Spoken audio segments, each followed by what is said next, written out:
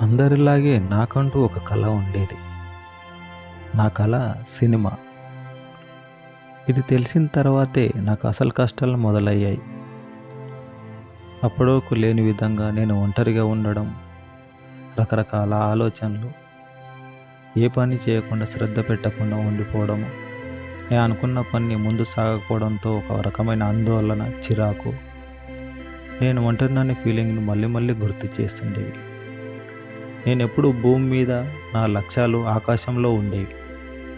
వాటిని ఎలాగైనా చేరుకోవాలన్నట్టు నాలో మరింత మరింత ఉత్సాహాన్ని రేకెత్తిస్తుండేవి. కానీ ఏం లాభం? కొన్నిసార్లు స్టక్ అయిపోతుండేవాడిని. నా కోసం ఏ గేట్లు తెరిచి ఉండవని నాకు అర్థమైపోయింది. అప్పుడే అసలు కథ మొదలవుతుంది. దిక్కుతోచని స్థితిలో ఒంటరి వాళ్ళంగా ఉండిపోవాల్సి వస్తుంది.